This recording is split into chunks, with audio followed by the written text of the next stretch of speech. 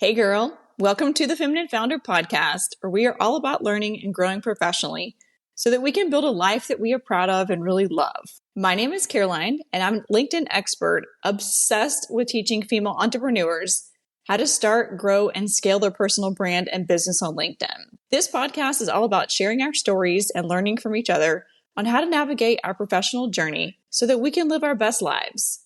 So if you are just starting out on your entrepreneurial journey, or you're growing and scaling an epic company, you are in the right place, friends. Today, I have Marina Byezhanova with me. Marina is a LinkedIn top voice in personal branding. She's the founder of Brand of a Leader. She's a university lecturer and global speaker. So welcome, Marina. Thank you so much for having me. So tell me about where you are now. I'd love to hear more about your agency and how did you get there? Of course. So I live in Montreal, Canada, but I'm a very proud Ukrainian. I think you can see the flag behind me just a bit. Born and raised in Ukraine, have called Canada home for a very long time. And I own a personal branding agency that's called Brand of a Leader.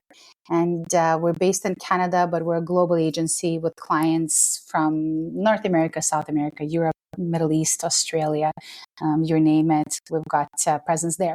How it got started, I'll tell you very quickly. I'd always been in pursuit of finding my own voice. Having been born in what at the time was the Soviet Union, then Ukraine, and coming to Canada as a new immigrant and not having a voice, I realized what a privilege it is and how underutilized it is by so many people. And that's my passion behind finding my own voice, transformed into the passion for helping other people find theirs. That's how Brand of a Leader was born. So why should you start a personal brand? I think it's twofold. So number one, one of the biggest misconceptions, people think personal branding is some kind of a PR exercise, and it's not. It's a process rooted in introspection. So for people looking to understand themselves better, understand how they show up to others, even in the very small circle of influence, how we are perceived with intention. Are we perceived the way that we want to be perceived? That's number one. It's an exercise in introspection. And then number two, for people who want to increase more opportunities, have more visibility, instead of always knocking on other people's doors, have people knock on our door. Well, then we can market our brand, and it becomes really powerful. So twofold, understanding ourselves better and then being found by others. So is there a difference between having a personal brand versus a professional brand? Micro, yes. And execution, I believe so. So we look at every personal brand as an expression of who the person is, not what they do. And I think, again, that's the second biggest misconception is my personal brand is I help X do Y in order to Z. That's not a personal brand. That's a marketing byline, which could be effective or not. That's a separate conversation. But a personal brand is to express who we are, because what we do changes throughout our lives, and who we are is constant. And that's what gives a brand portability. But then we adjust the marketing of our brand in different ways depending on context. So when I give presentations, I speak to a lot of corporate groups, a lot of executives, and I use it interchangeably. I say personal brand, I say leadership brand, I say personal leadership brand, because some people get overwhelmed with the concept of feeling like Instagram influencers in the professional arena. So how or what we communicate changes. The brand is just one. It's just a brand of us. So if someone's listening to this podcast and interested in getting started in establishing their personal brand, where would you suggest them start? So first, you have to get ready for the process of introspection. When we work with clients, they often say, I did not expect this to be like therapy sessions. They call it business therapy, and then they really like it.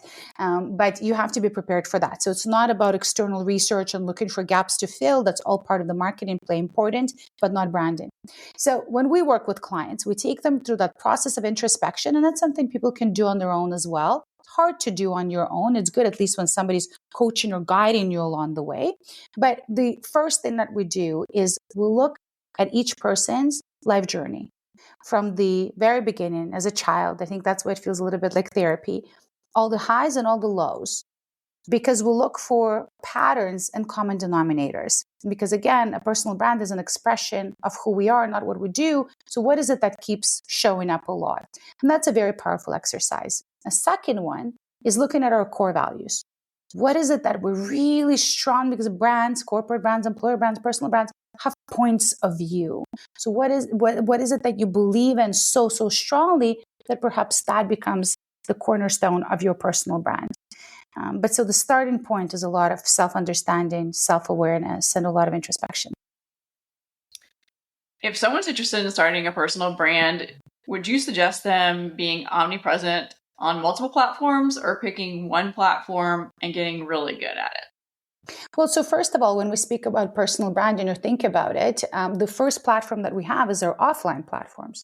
It's our circle of influence, right? So if we're a leader within an organization, we have employees, well, platform number one is how we show up to these employees. How are we perceived by them? What are the things, the topics that associate with us, not only on the thought leadership angle, which is very important, but also on the humanizing side of things. So the first platform is offline. And also to a lot of people who loathe social media, I can say that you can build a personal brand that's very strong offline. Seth Godin, he's not really on social media much. It's like a repository for him. No best practices there. He's written best-selling books, and he leverages a newsletter. So you don't have to be on social media. Social media gives you scale. And then what I do recommend, so let's say you're very clear on your personal brand, offline, whatever that community is that's relevant to you and your goals, you've got it, you're aligned. And then you say, okay, I'm ready for more visibility. I absolutely recommend choosing just one platform first. Once you've dominated it and it's really clear, I mean, if you're in the thought leadership space, LinkedIn is likely going to be the platform. You start with that. You're clear, you're consistent, it's running, you know what you're doing. Then you look for the next one. Because of course, what happens is when somebody makes a decision, okay, I'm ready. I'm going to put myself out there. Now is the time. We take a deep breath because it's uncomfortable for most people. And the imposter syndrome kicks in. Then when I'm ready, I'm going to do everything. I'm going to be on everything. And it's not sustainable because we also have, jobs to do or companies to run if we're a business owner. So one at a time, but layer them. Of course, the more the better, but in a layered approach rather than trying to spread ourselves thin. So if you are wanting to create a personal brand and have yourself be seen as a thought leader, specifically on LinkedIn, you've done a great job of building your personal brand. And I think LinkedIn, there's a huge opportunity for people because not that many people create content there. What type of content, if you want to be considered a thought leader, would you suggest someone start posting? Great question. So LinkedIn is absolutely under leveraged, as you said. There are a lot of people creating content, but almost nobody's consistent. So if you start creating content and you're there 2 to 3 times a week, you go to the top of the feed of everybody that's in your network. So you stand out very easily, unlike most other platforms. What types of content? That's very important. So we recommend the 2-pronged approach. One content pillar, one bucket is connected to your thought leadership, and only you know what you're a thought leader in, right? So you choose. For somebody, it's whatever vertical that they're in. It could be a particular area of expertise. It could be not the vertical or not what your business is in, where you're working or that you run, but it could be leadership, for example. That might be you're building your thought leadership in that. So people were to recognize you as a thought leader in what, how do you answer that question? That becomes your topic. Then we recommend original thinking on the topic. You can take an article, but don't just share somebody else's article. Most people can do that themselves. They can Google information. Just write your thoughts and your insights. Number 1. Number 2, don't preach at people. Unless you already are a global thought leader on the topic, then you can start, being a little bit more preacher prescriptive. Until that point, don't, because people get very defensive. You say, I have. What has worked for me is, I believe, not you should, you must, everyone should. People shut off with that. And then what works well on LinkedIn right now, no links, content that has an image, videos working really well, but again, not a link, directly uploaded. Number 1. But number 2, you can't only share thought leadership content because then you're not building a human connection with anyone. And at the end of the day, we're human beings looking to build human connections. So I strongly recommend thinking of a second topic that humanizes your brand. You have to find a way of connecting the two so it doesn't feel disjointed. but showing to people, again, not only what you do, but also who you are. And that becomes really powerful as well. I think it's totally okay to post on LinkedIn personal things too. For me, I've posted once a quarter pictures of my 2 Weimaraner dogs because I call them my podcast managers on Instagram. And so I wanted my LinkedIn audience to know that too. And so you think people are like, oh, no dog photos on LinkedIn, but those are the posts that actually go viral. I absolutely agree with you. People react, and a lot of our clients get really frustrated because they say, I say such smart things, in my thought leadership content. And then, you force me to post a picture of my, family under a Christmas tree. And that is what performed the best, because human beings are human beings. We do connect on a human level. The secret is identifying what the topic is going to be and how do you connect it. Right? So let's say you mentioned your dog and you call him your podcast managers, and then there's a connection. The mistake that people make is they share something and it feels random, or they try to force a connection. That post recently that went viral, that was comparing, I think, a proposal to a sales, sales techniques. That's ridiculous. So when you try to make a connection, it's ridiculous. That flops. Or when it feels out of nowhere, why are you sharing the meal you had at a restaurant? You have to either always share them and then connect them to your thought leadership topic somehow, very thin thread, but something, or not share at all. And then I think it's important for all of us. I think it's not about whether content is more professional, more personal. It has to make sense for you to be on brand. And that's why it's important to figure out, well, what is your brand before you start posting content? A big mistake I see people make is they start creating content on LinkedIn, hoping to figure their brand out.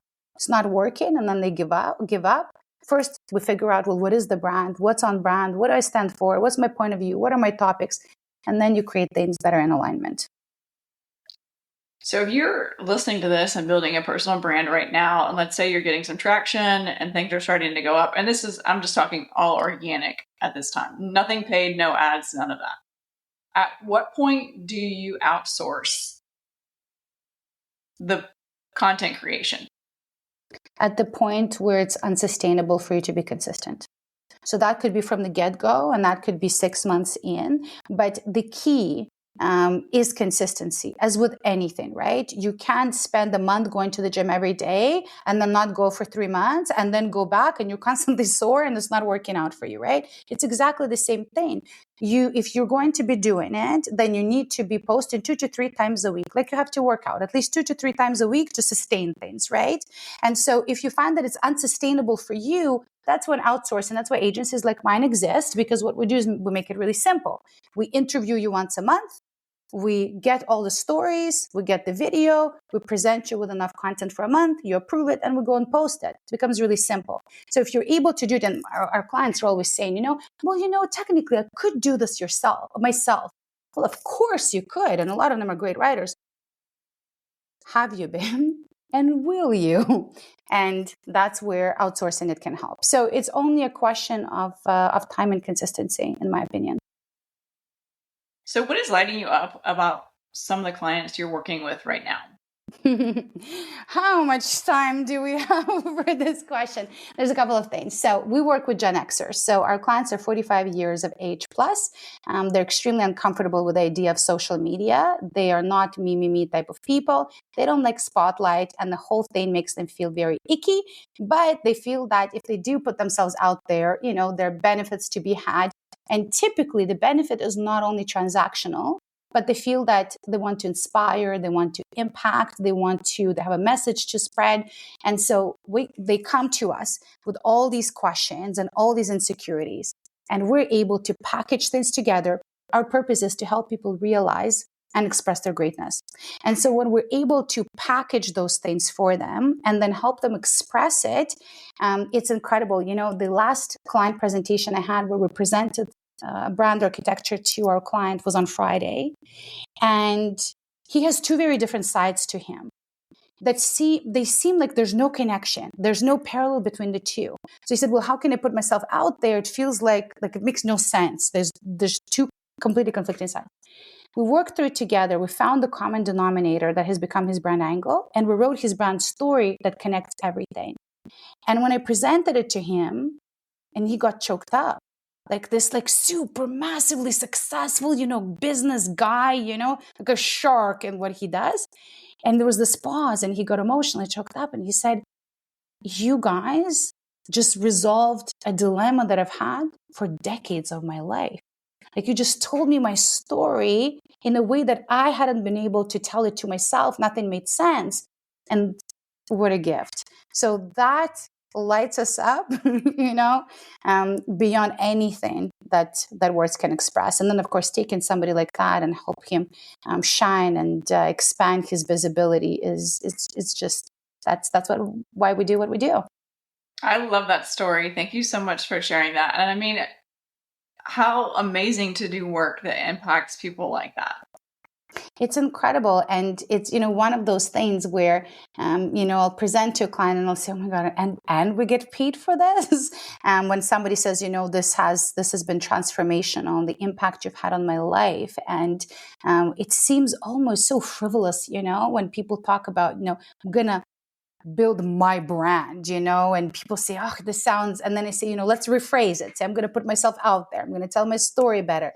Because it just sounds so frivolous and sounds so almost superficial, but we do end up doing deep work that makes an impact.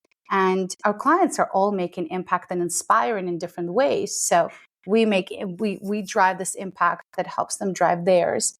And truly, it is incredibly rewarding and a privilege to be doing work like this. So as we wrap up, how can our listeners find you? So first of all, our website is www.brandofaleader.com. And if you look at show notes and you copy and paste my name into LinkedIn, the benefit, clients often ask me when they have really funky names, should I change my name? No, because chances are that you're going to be like me. It's going to be really funky. Nobody can pronounce it. But when people paste it into LinkedIn, you're the only one. So if you paste my name into LinkedIn, I'll be the only one with this name there. Thanks, Marina. Thank you so much for having me.